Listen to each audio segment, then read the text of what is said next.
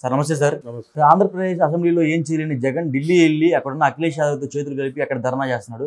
So దీని మీద మీ స్పందన ఏంటి? 2 ధర్నాలు జరుగుతున్నాయి. ఒక ధర్నాకి పర్మిషన్ ఉంది, ధర్నా జరుగుతోంది. ఇంకొక కనిపించని ధర్నా ఒకటి జరుగుతోంది అక్కడ. శాంతి భర్త అతను కూడా ఢిల్లీ చేరాడు. ఢిల్లీ చేరి నిజానికి దీనికి ప్యారల్గా ధర్నా చేయాలనుకున్నాడు, పక్కనే టెంట్ వేసి. కానీ పర్మిషన్ రాలా అతనికి. అయితే ఈరోజు రాజ్యసభ చైర్మన్ ఉపాధ్యక్షుడిని అంటే ఉపరాష్ట్రపతిని కలవటం ఇలాంటి పనులు ఏవో పెట్టుకున్నారు వాళ్ళు. ఈరోజు రేపు అపాయింట్మెంట్ వస్తే వెళ్ళి కలిసి విజయసాయి రెడ్డిని రాజ్యసభ నుంచి తొలగించమని, ఆయన సభ్యత్వాన్ని రద్దు చేయమని ఇలాంటివి డిమాండ్లు చేయడానికి వెడుతున్నామని చెప్తున్నారు. ఢిల్లీలో ఉన్నాడు అతను ఆల్రెడీ. అది ఒక ప్యారలల్ గొడవ. ఆ గొడవ అలా ఉంచితే జగన్మోహన్ రెడ్డి గారి శిబిరం, ఆయన టెంట్ వేశారు, నిరసన తెలియజేస్తున్నాడు అక్కడ జంతర్ మంతర్లో. అక్కడికి అఖిలేష్ యాదవ్ వచ్చాడు, ఇంకా కొంతమంది వచ్చి ఓదార్పు చేశారు ఆయనకి. వీడియో ప్రదర్శన ఉంది, ఫోటో ఎగ్జిబిషన్ కూడా పెట్టారు. ఇవన్నీ చూసి ఏపీలో జరుగుతున్నటువంటి శాంతి భద్రతల విఘాతంకి సంబంధించిన సమాచారం తెలుసుకుని వెడుతున్నారు. అయితే ఇక్కడ ఇండియా కూటమి నుంచి కానీ ఎన్డీఏ కూటమి నుంచి కానీ పెద్దగా రెస్పాన్స్ కనిపించట్లేదు. ఎవరో ఇండివిజువల్ హోదాలో కొంతమంది వచ్చి పలకరించి వెళ్తున్నారు తప్ప సీరియస్గా కూటముల నుంచి కదలికలు లేవు. ఉంటాయని జగన్మోహన్ రెడ్డి కూడా అనుకోవట్లా. ఈ ఢిల్లీ ప్రోగ్రాం అనేది భారతీయ జనతా పార్టీ డిజైనింగ్లో భాగమే అనేది నేషనల్ మీడియా మాట్లాడుతున్న వ్యవహారం. ఒకవేళ అది కరెక్టే అనుకుంటే నిజానికి ఆయన ఏం చేసి ఉండాల్సింది? ఢిల్లీ వెళ్ళటం ద్వారా ఏం సాధించాలనుకున్నాడు? ఢిల్లీ వెళ్ళటం ద్వారా ఆయన మొదట చెప్పింది ఏంటంటే, నేను ప్రధానిని కలుస్తాను, ప్రధానిని కలిసి ఇక్కడున్న పరిస్థితులు వివరించి, ఇక్కడ శాంతి భద్రతలు క్షీణించినాయి కాబట్టి కేంద్ర కేబినెట్ సమావేశం పెట్టి దీనిలో సీరియస్గా తీసుకుని రాష్ట్రపతి పాలన పెట్టడానికి రికమెండేషన్ చేయండి అని అడుగుతాను, ప్రధాని చేసేస్తారు అన్న పద్ధతిలో మాట్లాడాడు.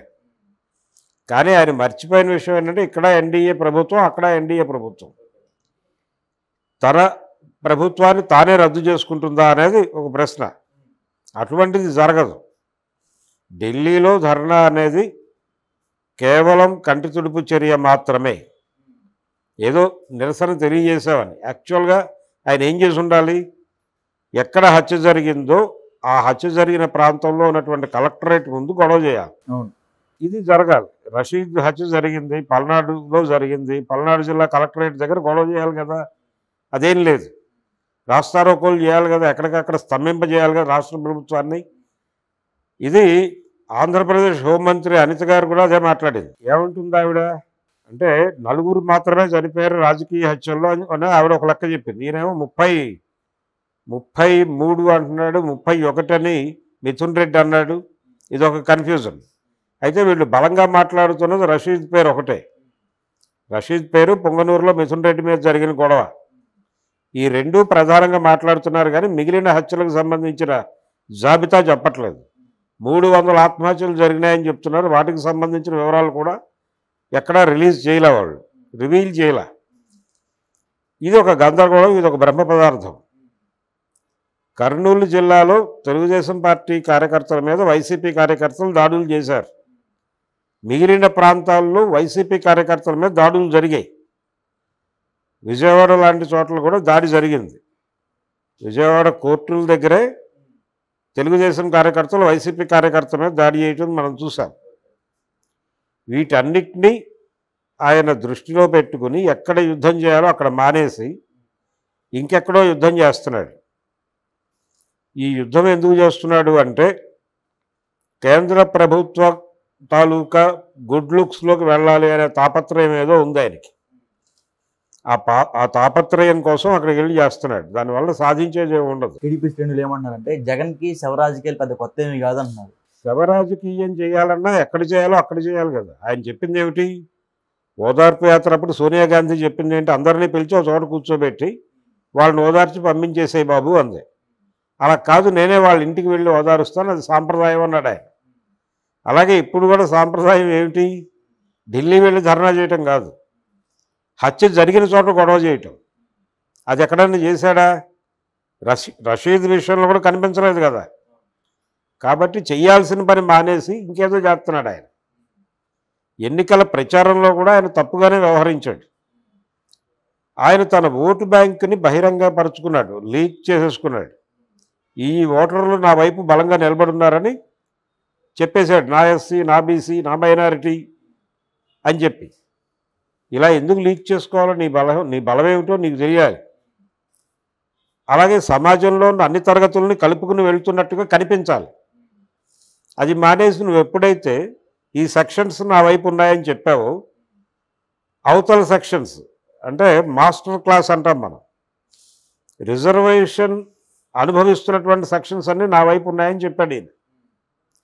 రిజర్వేషన్ ఫలితాలు అనుభవించినటువంటి సెక్షన్స్ అన్నీ అవతలు ఉన్నాయి, అవన్నీ నాకు వ్యతిరేకంగా ఉన్నాయని జగనే చెప్పుకున్నాడు. అందులో రెడ్లు కూడా ఉన్నారు. వీళ్ళందరూ యాజమాన్య కులాలు. ఈ యాజమాన్య కులాల వాళ్ళకి వాళ్ళని ఇటు లాక్కోవటం కష్టం, కానీ వాళ్ళు వేరు వెళ్ళిపోతే వాళ్ళు ఈ ఓట్ బ్యాంకుని ప్రభావం చేయగలరు. ఎవరినైతే ఎస్సీ, ఎస్టీ, మైనారిటీ ఓట్లను సెక్యూర్ చేసుకున్నాడో వీళ్ళందరూ రోజువారీ కూలి పనులకు కూడా వెళ్ళాలి. జగన్మోహన్ రెడ్డి గారు ఇచ్చే సంక్షేమ పథకాల డబ్బులు మాత్రమే చాలు వాళ్ళకి. రోజువారీ పనులకు మళ్ళీ వీళ్ళ దగ్గరికే వెళ్ళాలి, ఈ ఆధిపత్య కులాల దగ్గరికి. వెళ్ళినప్పుడు మీకు జగన్ డబ్బులు ఇస్తున్నారు కదా, ఇక్కడికి ఎందుకు వచ్చారు మీరు, దొబ్బేయండి, మేము బీహార్ నుంచో మరో చోట నుంచో కూలీలను తెచ్చుకుంటాం అనే అవకాశం ఉంది. జరిగింది అది. దాంతో అయ్యా మీరు చెప్పినట్లే చేస్తాం, ఆయన ఇచ్చే డబ్బులు ఏదో తీసుకుంటున్నాం, మీ దగ్గర కూడా పనిచేస్తామని లోపాయికారి ఒప్పందాలు కుదిరిపోయినాయి. అలా ఈయనకు రావాల్సిన 60% ఓటు బ్యాంకులో 20% పైగా అట్లా లాగారు.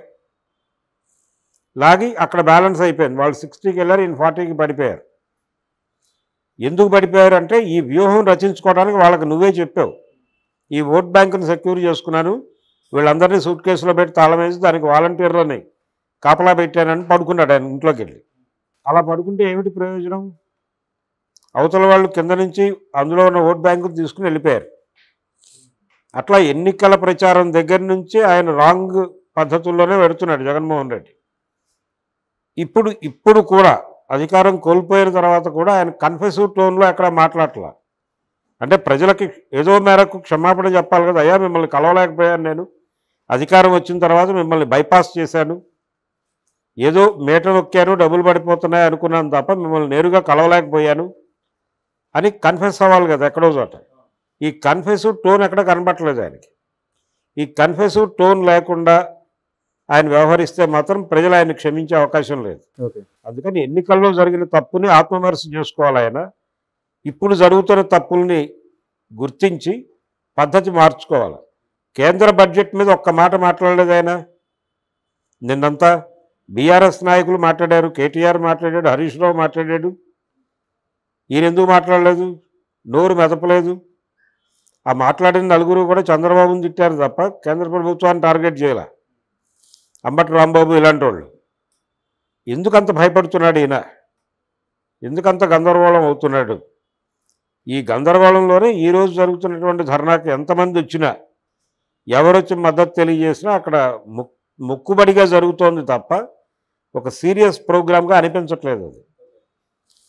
ఎందుకంటే వాళ్ళు చేయాల్సిన పని మానేసి ఇంకేదో డ్రామా ఆడుతున్నారు. ఇక్కడ చేయలేకపోయామనే విషయం గుర్తించి ఢిల్లీ లెవెల్లో గొడవ చేస్తున్నామని దీన్ని మరిపించే ప్రయత్నం చేస్తున్నారు. అందుకని జగన్మోహన్ రెడ్డి ఇప్పటికీ ఆయన స్ట్రాటజీస్ ప్రాపర్గా లేవు. సలహాదారులు బాగాలేరు ఆయనకి. ఆయన కొంచెం అది మార్చుకోవాలి. మార్చుకుని ముందుకెళ్ళగలిగితే ఆయన అన్నట్టుగా వచ్చే ఎన్నికల్లో విజయం సాధ్యం అవుతుంది ఆయనకి. లేకపోతే మళ్ళీ తెలుగుదేశం చేతుల్లోనే అధికారం పెట్టినవాడు అవుతాడు ఆయన. ఇప్పటికే ఆ ప్రోగ్రాంలో ఉంది తెలుగుదేశం. ఎన్నికలు అయిపోయిన తర్వాత కూడా వాళ్ళు జగన్ని టార్గెట్ చేయడం ఆపలేదు. జగన్ మీద రకరకాల పద్ధతుల్లో బురద చల్లడం మానలేదు. జగన్ మీద మీమ్స్ ఆపలేదు. జగన్కి వ్యతిరేకంగా వీడియోస్ చేయటం ఆపలేదు. వాళ్ళు యాక్టివ్గానే ఉన్నారు. ఈయనే ఇన్యాక్టివ్ అయ్యాడు. అది జగన్ ప్రాబ్లం.